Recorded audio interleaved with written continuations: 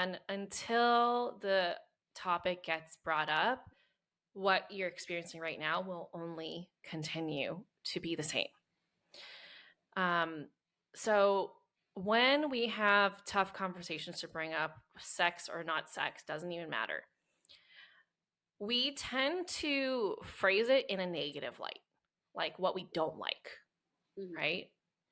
And that's why we often experience not so great conversations, because it comes off as criticism and it comes off as like pointing out failure. And of course, the other person that's on the receiving end is going to get defensive or bring up things to criticize you back and mirror what you're saying to protect themselves. And so, if we want to have conversations that are productive, that help us come together as a couple and really problem solve the issue, we have to not talk about what we don't like. We have to talk about what we do like. What do we want? Like, what is the purpose of this conversation? Welcome to the Sex After Kids podcast, a place for parents to come and learn together about the sometimes bumpy road back into the saddle of their sex life after adoption, childbirth, or joining a blended family. I am your host, Sophia Ashley, certified sex educator and sex coach, mother and stepmother, and your totally TMI guide to becoming BFFs with your body and initiating easy, connected, and confident, naked, sexy fun times. Here we are, one part science of sex, one part mindfulness magic, and one part straight up real talk to help you find the spark in your relationship and yourself after kids. I am so glad you are here.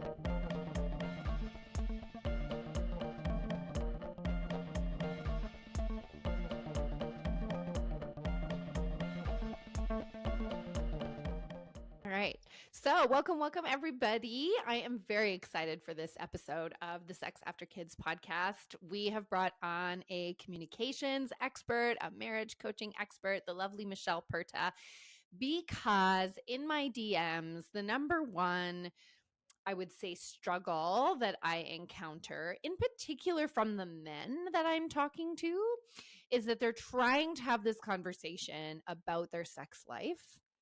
And they're either getting stuck in a loop where every time it gets brought up, the same conversation is had. Maybe the same promises are made to like do something different. Or maybe you kind of just land in the same place of like not knowing how to proceed and you just feel stuck. You're on this like merry-go-round loop of having the same conversation over and over again. Or they try to bring it up and they get complete shut down from their partner who's just really either triggered by the conversation, like they're confused about, there just seems to be like a total no-go zone here.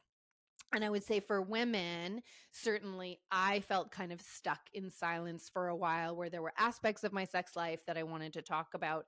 And even as a sex coach, I had to pep talk myself that we cannot change what we cannot talk about.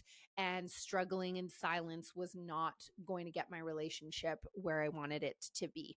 So I think that sometimes, depending on gender, we can be struggling in different ways. And I do want to acknowledge, in particular for guys, or in particular for the higher libido partner, it can be really challenging to talk about your desire and your want for sex in your relationship without feeling like you're coming across as aggressive or like a douche or like uncompassionate, right? And we're walking this tightrope, this line where your desire for sex is a valid thing.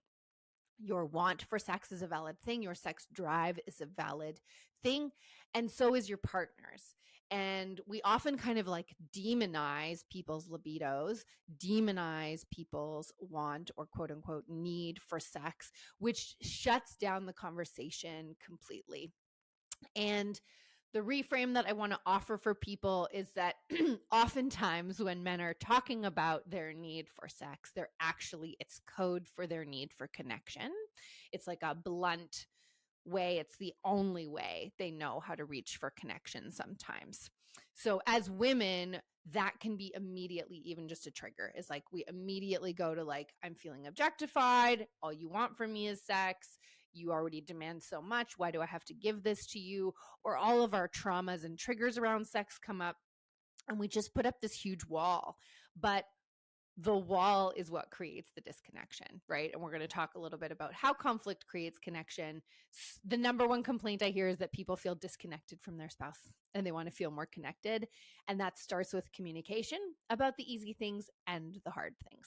So, because I hear about this all the time, because this is like the first roadblock, can't talk about scheduling sex. We can't talk about doing more interesting things during sex. We can't talk about changing our sex life routine if we can't have a conversation about our sex life. This needs to be the starting point for people. And my goal for you today is to have some scripts and some approaches and some ways to think about how to open up this conversation or how to change this conversation if you've been having it for a while. So with that, I think my first question to you, Michelle, is can we start with a bit of a reframe around conflict, right? Like so much of the time when we're staying silent, it's because we're preserving the peace. We don't want to rock the boat, or we are afraid of the conflict, the argument, the whatever. Why do we need to change our perspective on conflict, and what can help us to do that? Yeah. So I think the biggest thing that I come across with my clients is that they often equate conflict with arguing, and it's not true, right? There are different ways to handle conflict, and arguing is one of those ways. Mhm. It's an ineffective way, but it is probably the most common way that people deal with conflict. Conflict is simply disagreeing. That's it, right? You can like tacos and I like burritos. That's not true in real life. I prefer tacos, but like that's a disagreement and that's okay, right? But when it comes to something a little heavier, more personal that really impacts us, we can tend to get defensive or take things really personally and escalate things really quickly if we do not have the proper communication tools and a lack of self-awareness around how we feel and how we want to handle our emotions and all of that, right? And so conflict is very much a necessary aspect in any relationship that you want to grow. Mm-hmm. Okay? Why? You might be wondering, if you're avoidant, like, why would I want to have conflict in my marriage? That sounds terrible. I just want to like be cool, be peaceful, everything's all good, be happy. And that is just simply unattainable 100% of the time, right? You're raising kids together. Like that's a lot of decision making that you guys have to work through together. And you might have different backgrounds with how you were raised. So you're going to have different opinions on how to do things and when to do things and whatnot. And so the the nature of conflict is truly an opportunity for you and your partner to learn more about each other. Mm-hmm. Because in conflict, that's the platform that we get to stand on together to share, this is how I feel about it. This is what I want out of this. How about you?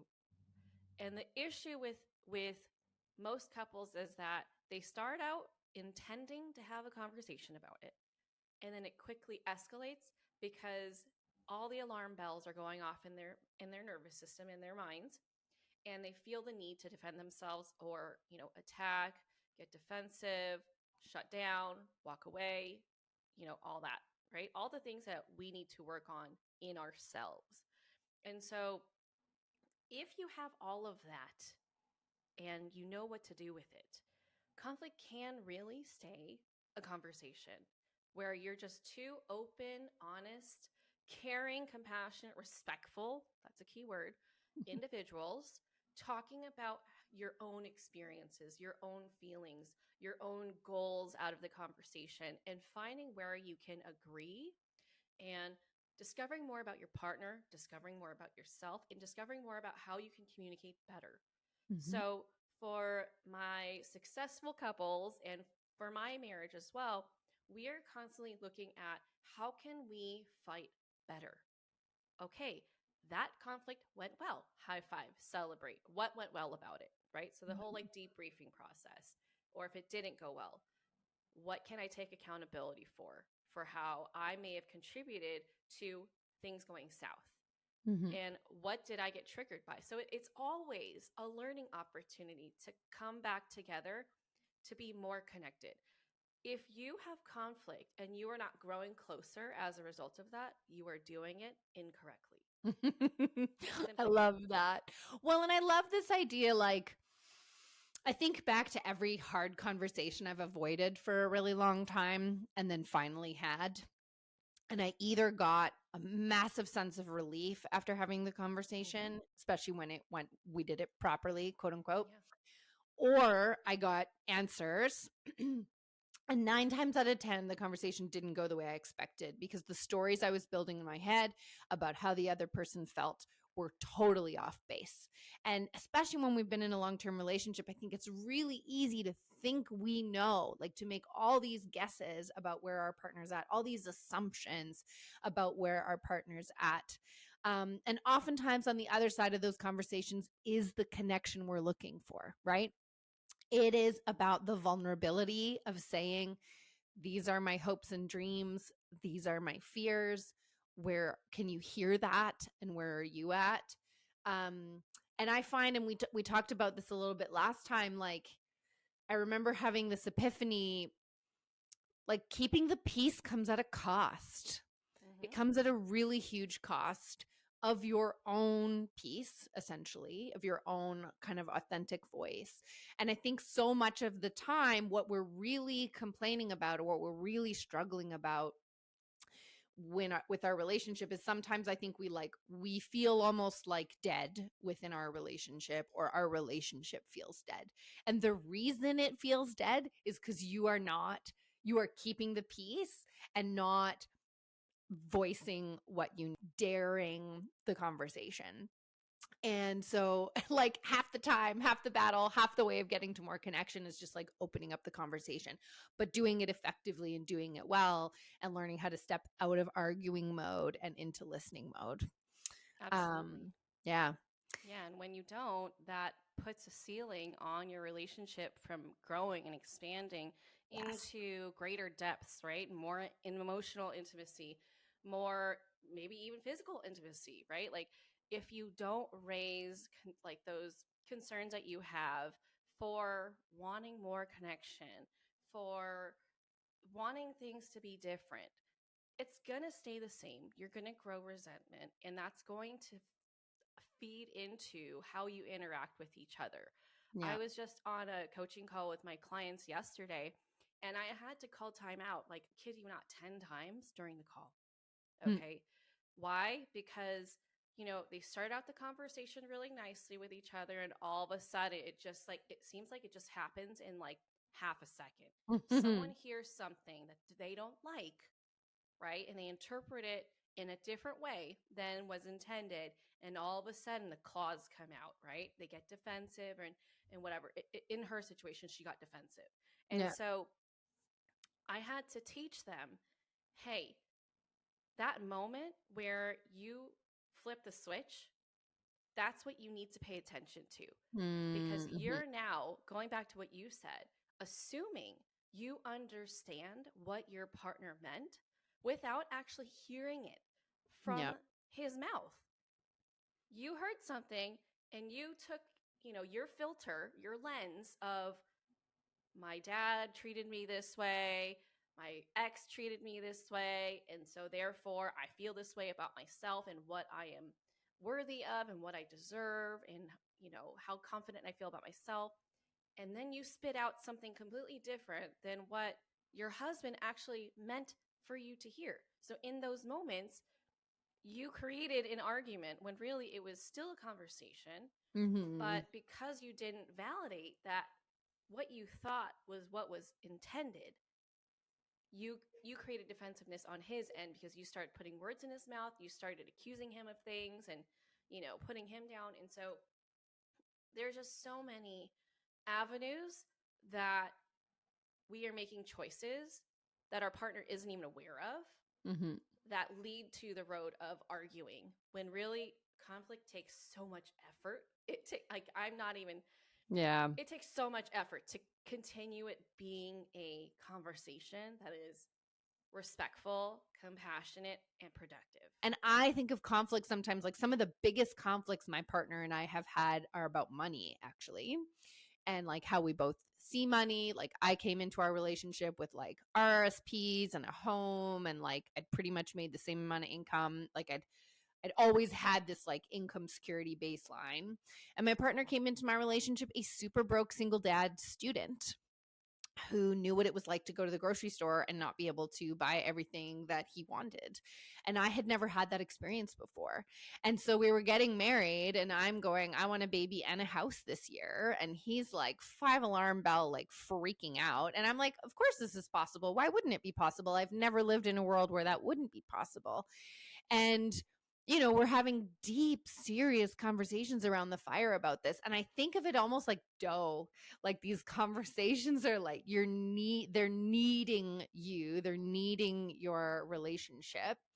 And sometimes they're not a one and done thing. Like we probably talked about that for 6 months before my partner eventually was like, my line is a baby or a house this year.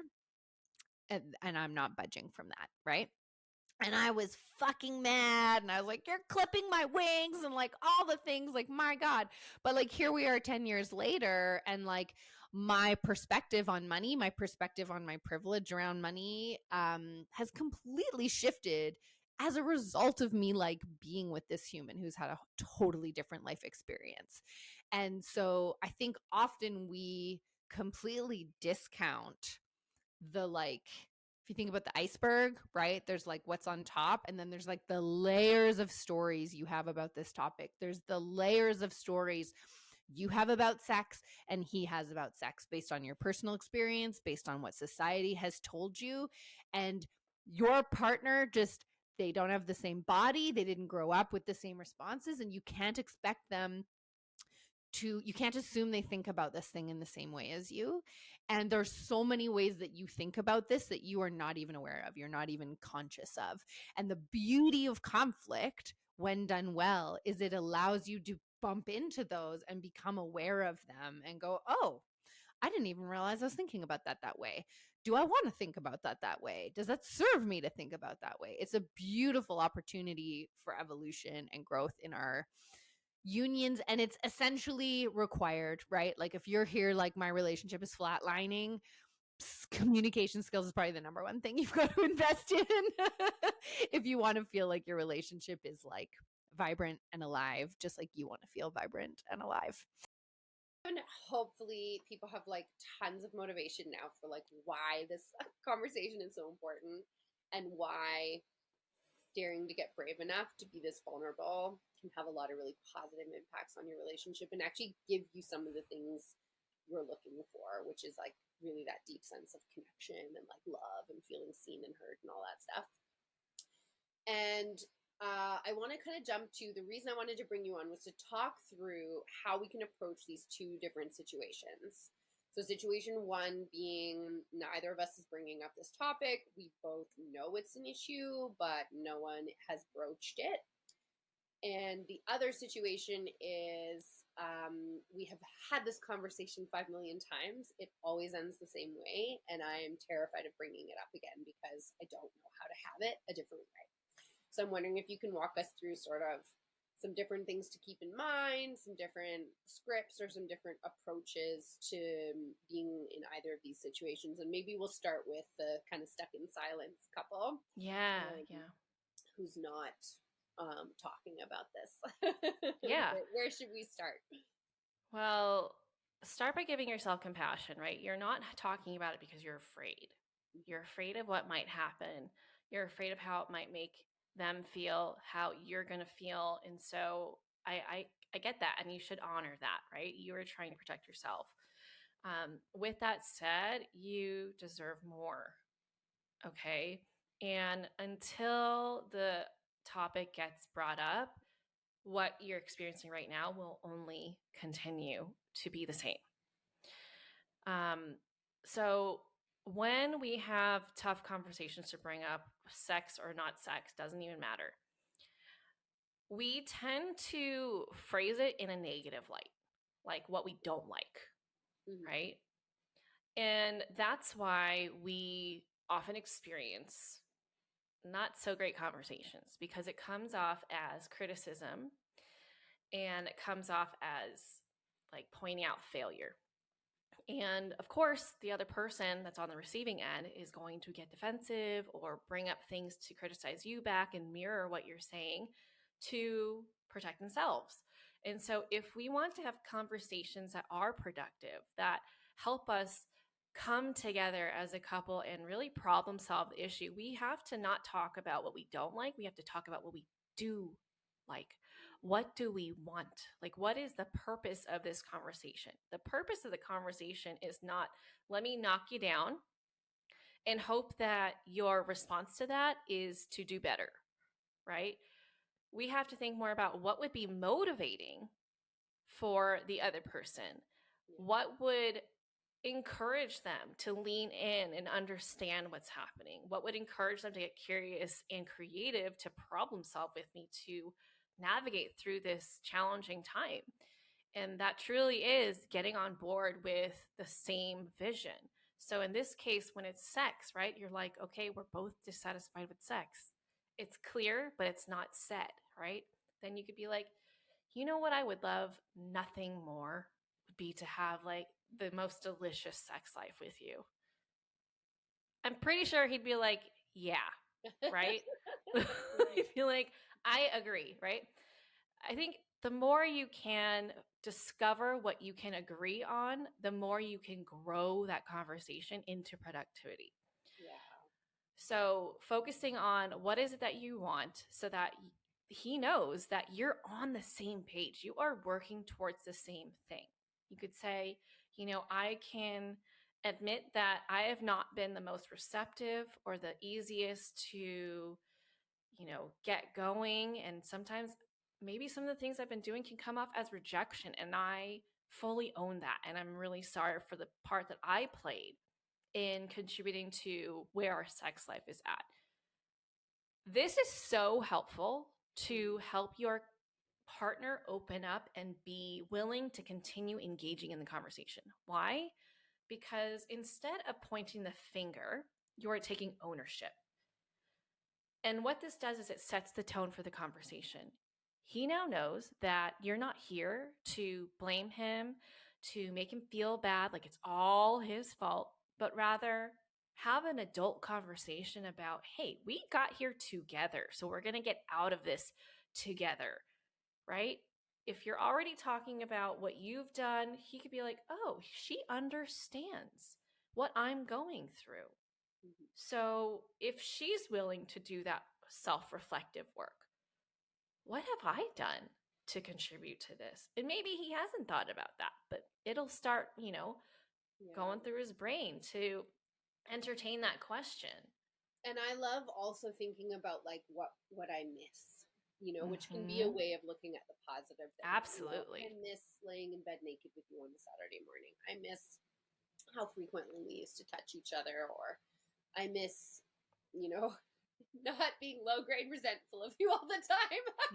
Yeah, totally. Whatever it is. And I think I miss wanting you. Or to even say, like, at so many women I talk to just say, like, I want sex. Yeah, absolutely. To be able to say that. And I think I've for said guys, that. too, it can be like, I'm sorry, or I know that, like, I've created a lot of pressure around this topic.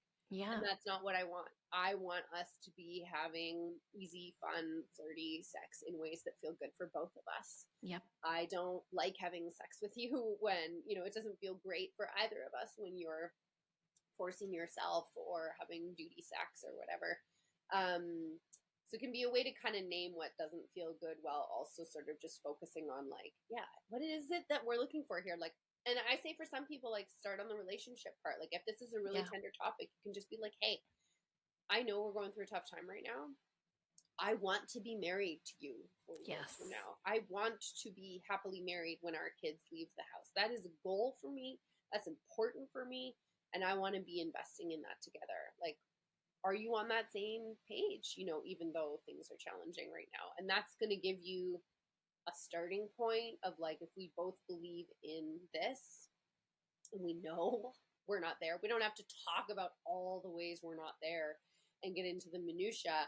It puts us in a position of let's just focus on what parts of that vision can we make possible now, And it offers security.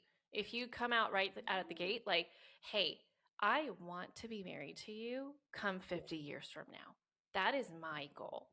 Yeah. Right? Because a lot of times when we have relationship talks, we're often in the background wondering, do they still want to be with me? Is this leading to our demise? Like, what's going on here? But if you just lay it out like, I still love you and I want to be loving you for the rest of my life. And I'm here because I want that to be our reality. And I want to fight for our marriage. Yeah. Because that's often the question in the background. Like, are we going to make it? I don't know. Are we going to do the work? Because that's the bottom line. Yeah. All right. So, I mean, to summarize here, I think like for the folks who are kind of in that situation, like having compassion for yourself, that this is a hard topic. And I think we talked about it earlier, but like just reminding yourself, like your silence comes at a cost. You know, you think you're preserving the peace, but it's actually part of what's contributing to you feeling like dull or dimmed or dead even, and your relationship feeling that way too, right? Like the honesty that you can get brave for is what's going to give you the relationship feels that you want to have, or it's going to give you real clear answers about where your partner's at. And neither of those things is a bad thing, right? Like, I would like to know now if my partner's not willing to put in any effort to preserve our relationship, rather than like suffer in silence for 5 years and find out then he was never really going to do the work. Or I'd like to know today that like we both really care and we're both willing to put the work in, and to find out what capacity there is for work now, and knowing like we're just going to keep coming back to this conversation over and over and over, like all the conversations in our marriage, and create a marriage and a life and a relationship that we're proud of together. And then, like start with really broad, either talking about your relationship or like sex in general.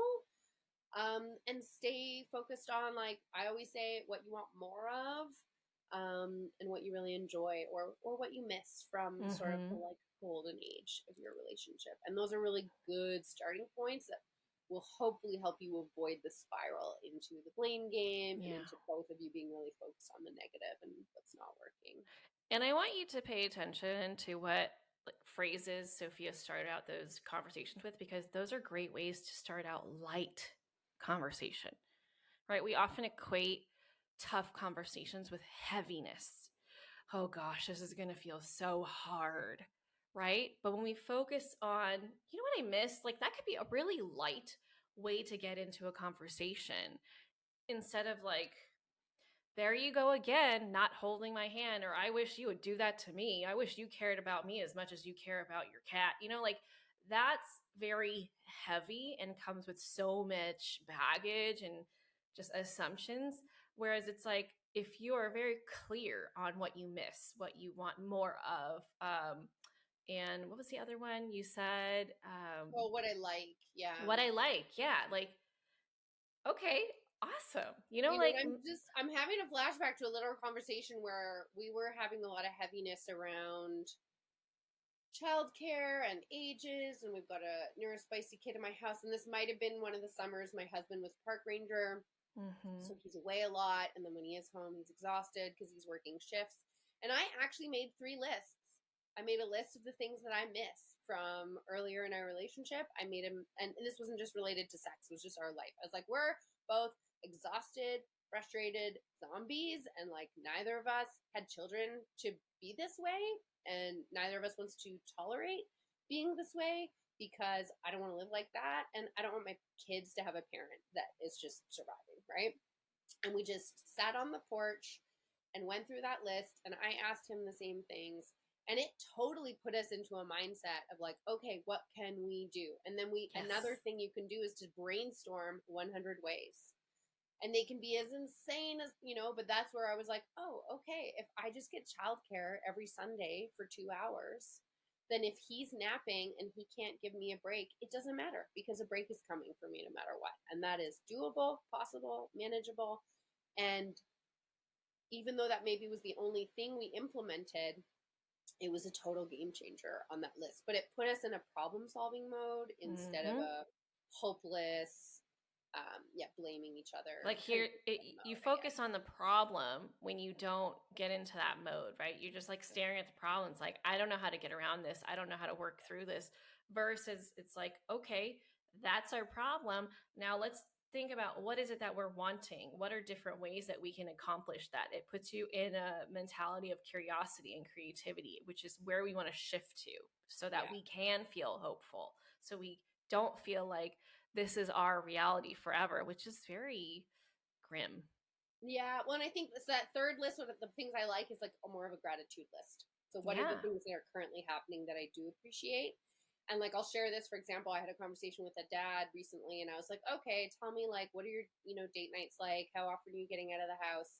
And he's like, we get out like 6 times a year. And he felt bad about that. And I was like, dude, if you get out every other month for a full night with your wife to go to a show, eat dinner, like you're doing fucking awesome. Yes.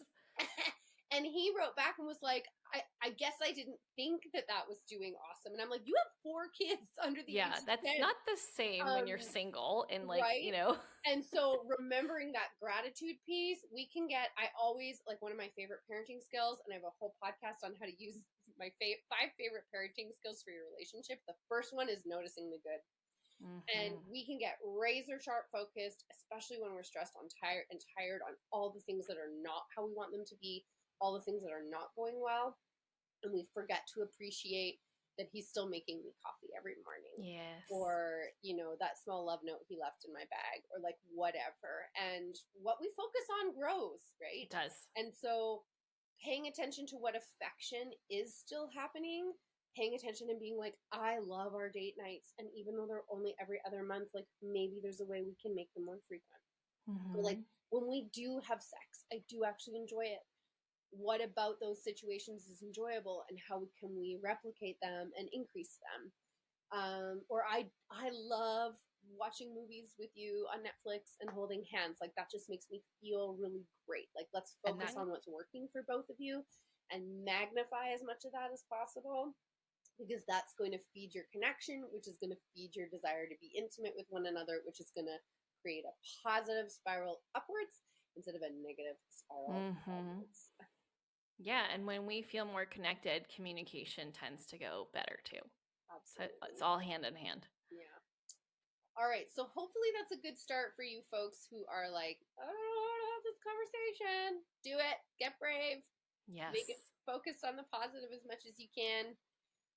What do we do?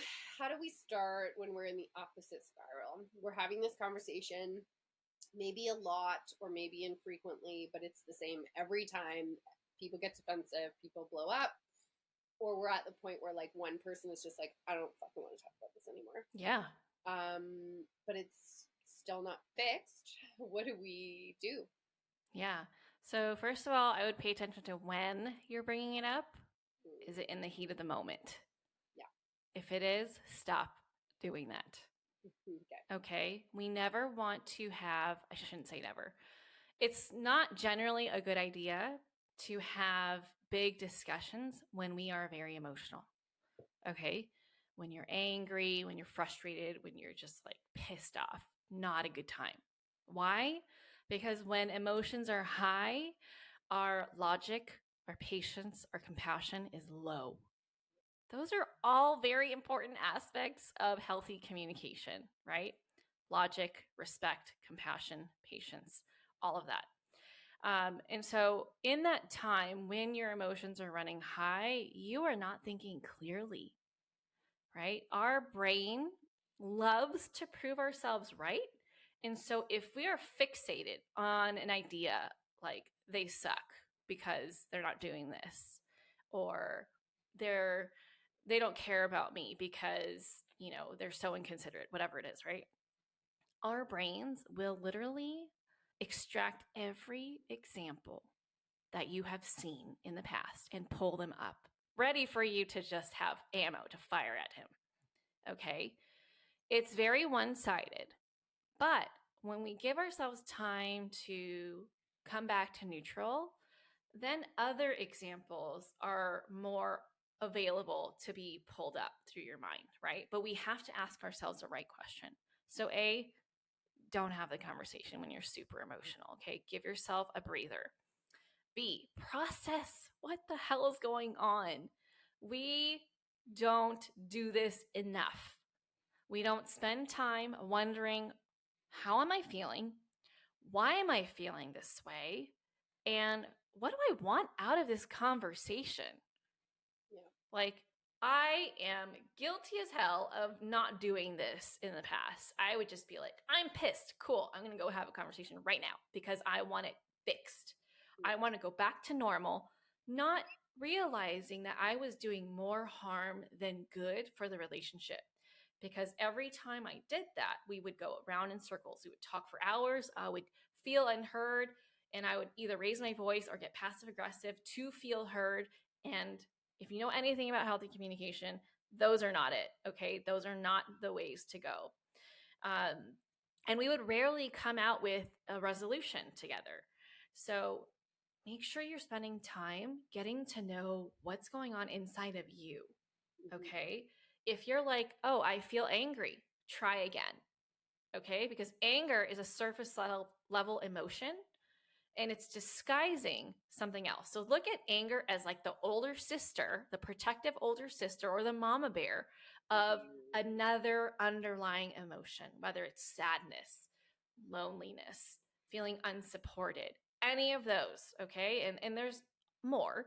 But when you figure out what that is and understanding, okay, well, why did that situation end up with me feeling this way? What is it about this particular situation? Is it because, it's reminding me of my childhood? Is it because it's reminding me of my ex? Is it because I'm hungry? Is it because I'm about to get my period and really I'm just more sensitive in general? And this is something that's been coming up a lot, but right now it bothers me a lot. And it's like, it just seems a lot heavier, but I still need to have this conversation, right? Whatever it is, figure that part out and figure out, okay, well, what do I want out of this? Right? Don't just hand your partner a big, hot, steaming plate of shit and be like, eat it. Fix it. Yeah. Yeah, and fix it. Right? And You if have to need have a general see idea. somebody, if you need to see a counselor to help you process this, like these bigger things, these recurring things, it's not like they're going to go away tomorrow. No. And I would argue if your partner's in a like complete shutdown state about this conversation, it depends on how frequently you've been trying to bring it up. But if it's been coming up pretty frequently and your partner has given you the like, this is the way it is, I'm not talking about this anymore, I would say you might be in a place where you need to just pause the conversation. Yeah, give it a break. Too much. There is too much pressure around it. You need to like just commit to yourself that you are going to like shut up about this for 30, 60, 90 days, like make it a personal challenge. And if that feels really hard, give yourself another space to talk about this. Book a counselor, book a sex coach, talk with me, talk with Michelle, process what you are feeling around this. Yes. Gold mine that shit and find what's underneath it so that when you broach this conversation again, if your partner hasn't brought it up in the meantime, you will have something different to say. Yes, and that is the point. That is the point. Don't have the same conversation over and over and over and over again. If you don't have something new to add, more revelations that you've come up with on your own side or perspective from someone else or some other source, don't try and have the same conversation, okay? Because it can feel very suffocating where it's like, dang, everywhere I turn, you're bringing it up. It's like, what's changed? If nothing has changed, whether it's your perspective, your thoughts, whatever it is that you want, you're feeling, you're not ready. Yeah. So let's say we do get ready. We've done our work. We have something new to say. Yeah. I'm curious if, and I guess I'm mostly curious from my perspective, like I've done it a bit, but like, is it effective to start a conversation by saying, hey, this topic is important to me. I love you. You know, that kind of like common goal stuff. I know we've talked about this a lot in the past and it's led to fights. I would like to do differently this time. or to even say like, I'm worried you're going to react this way, or these are the things that are happening for me, but I feel like this conversation is really important to have. Are those useful things to do to kind of like, I think of it as like meta sharing, but it's like just saying, like, instead of just starting the conversation, to be like, I feel vulnerable and scary. Mm-hmm. I really want us to listen to each other. Can we even like set some ground rules, that kind of stuff? What are some useful approaches that way? Yeah, no, that's great because that softens the topic and brings more humanity into the space.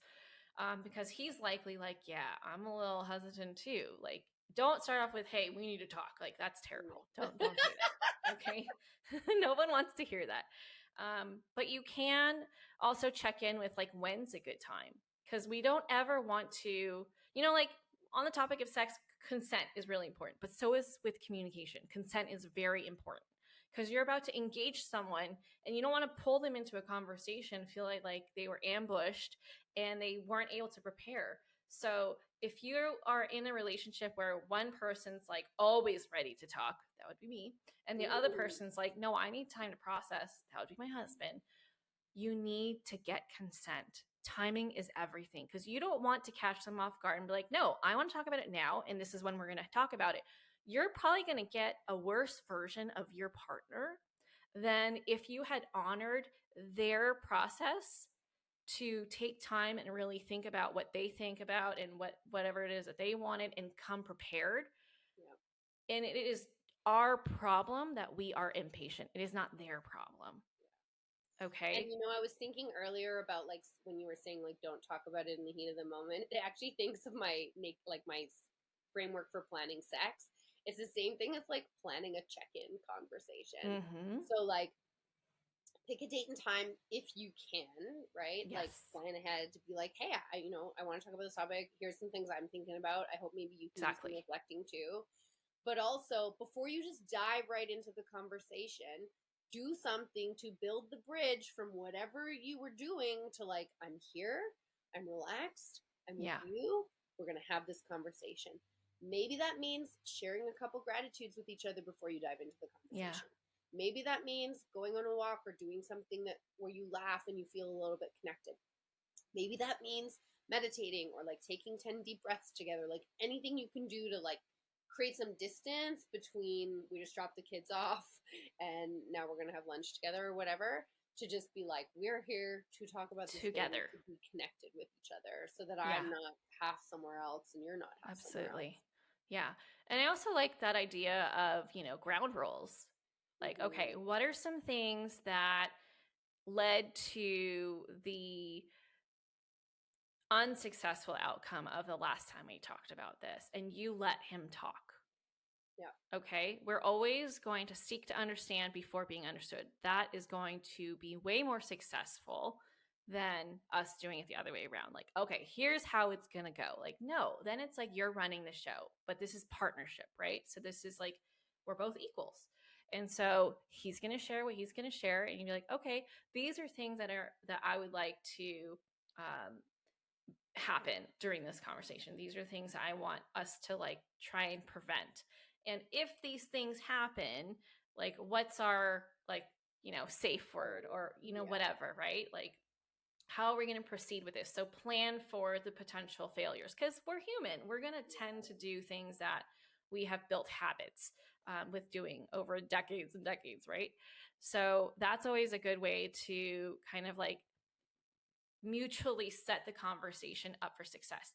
Also, another great thing is to make it okay for there to be an out. Because you don't ever want to trap someone in a conversation. That doesn't feel really good, especially if they have shown that they shut down or get overwhelmed or want to walk away. We want them to know that if they get to that point where they need to take a break, that it is okay and you're going to honor that. Yeah. Because this is like, you got to think of this as like the long game, right? This is not a one conversation kind of thing. It's like we have to finish it or else like time's up. It's like, no, we got to think about the general health of the relationship.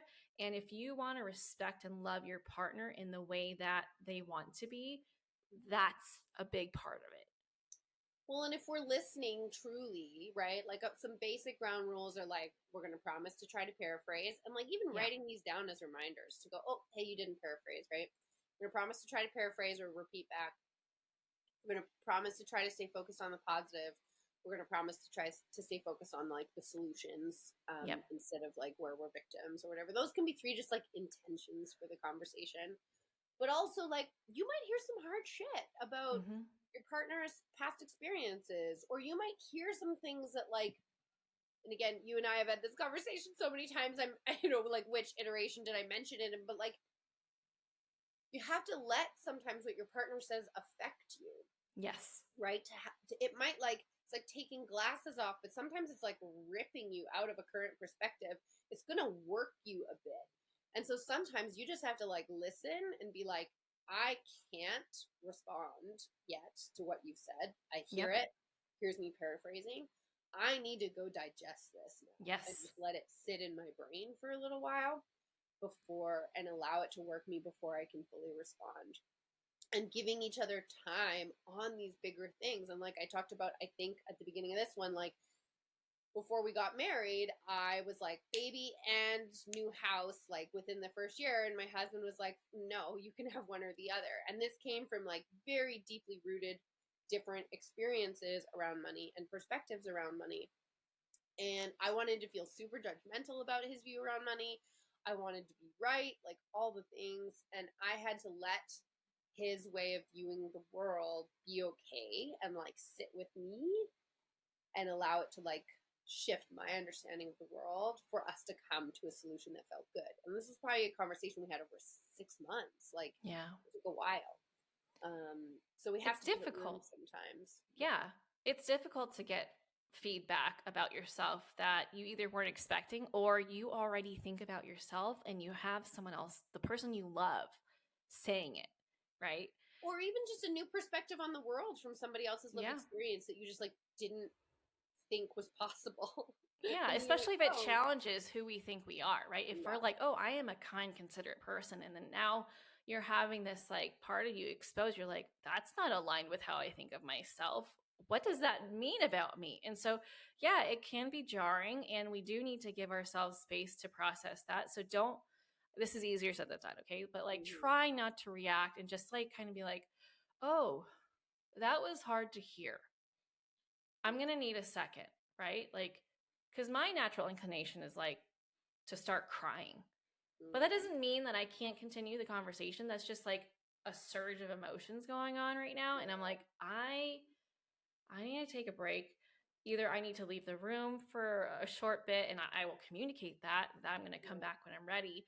But like sometimes things just hit you intensely. But the beautiful thing is that as long as we're focused on why are we having this conversation, Yeah. we can kind of cut through our pride trying to overreact to the situation and see it for what it is. It's like, okay, I didn't particularly like hearing that about myself, but what is my partner saying? Yeah. Are they saying that they need me to, or they need to feel more wanted? Are they saying that they want me to initiate more? Like, what is it? If I could just get over myself and really, filter out what he's saying, that is valuable information there. Yeah, and I think what you're speaking to is like in particular defensiveness. Like if we want to respond with anger to anything our partner says, the more we can learn to shift that to go, this is making me feel uncomfortable. And I want to react with anger because Yes. it's making me feel uncomfortable. Yes. If you can just hit the pause button there and be like, what you said made me feel very uncomfortable. Whatever Yep. it is, like you're more open about sex or you want to explore more adventurous things or Right. whatever. And I think the other piece is, and my gosh, we'd have to do a whole other episode on nonviolent communication, but it's like people can be like, I have a need for us to have sex 4 times a week. And you're like, but that's not really the need, right? Like the need underneath that is a need Feel for connected. connection. Yeah. And so when you identify the real need, and this is what takes work and practice and training, you can get infinitely more creative about solutions, right? And in NVC or nonviolent communication, we talk about how most of the time people are often arguing about strategies to meet a need. instead of focusing on the need itself. Because when we focus on the need itself, like, of course I can agree with you that you have a need to feel connected. Yeah. But I may disagree that having sex 4 times a week is a strategy for achieving that. And so focusing on what's underneath helps us to be like, okay, what other things make you feel connected? What other things make you feel attractive? What other things make you feel like I want you? Like, so often I just hear from men, like, they feel like they're here with a very utilitarian purpose. Like, we don't value them as a person beyond their ability to provide money and like fix things around the home. Yeah. And that's a very real thing. Like, it means it they is. don't feel seen beyond their role, and arguably women feel the same, just in the other way. And so much of this is just like, do you see me as a person, as a human? And how do we do that? Well, sex is one way to do that, but there's lots of other ways to do that. Anyways, we have talked forever. Do you have any final tips, suggestions that oh my gosh, you really want to make sure people hear?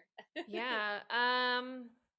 I mean, I think I shared a lot already. I think what I want to leave you with is more encouragement, right?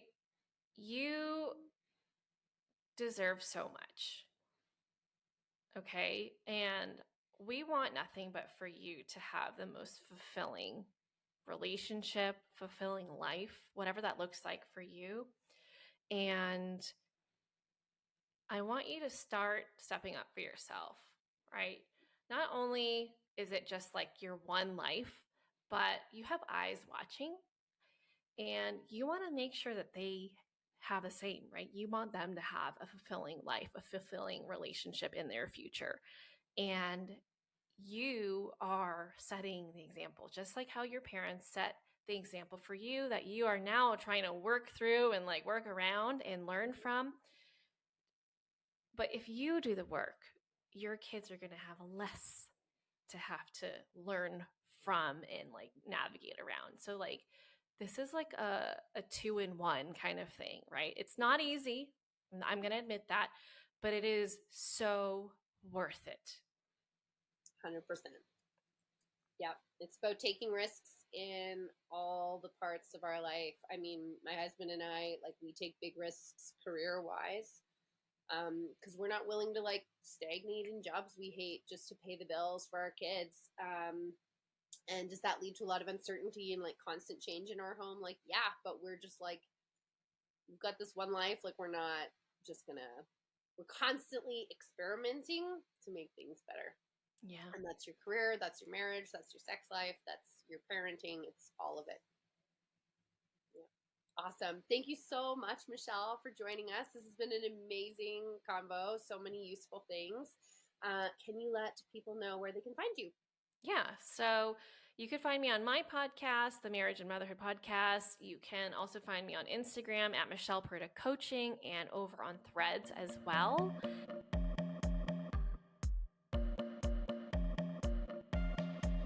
This is the part where we do the end bit, right? My friends, let's take a mindfulness minute here. Take a deep breath in. Open that mouth and let out a big, deep, full body sigh. Voila. Your nervous system thanks you. Thank you so much for being here today. I hope that your head and your heart have something new to consider, something new to talk about, and something new to try. No husbands were harmed in the making of this podcast, and a big thank you to my husband for his help and original music composition. Love you, babe. This podcast was recorded on the traditional territories of the Kwanlin First Nation and Tonquachan Council in Whitehorse, Yukon. We acknowledge and are grateful to the original stewards of this land where we get to play, live, and raise our children. You can catch me on the Instagram at the Happy V Project for tips, tools, and anecdotes. And you can also join the weekly-ish newsletter for dispatches from my bedroom and my brain. Also, head to thehappyvaginaproject.com to learn more about how you can work with me. Catch you next time.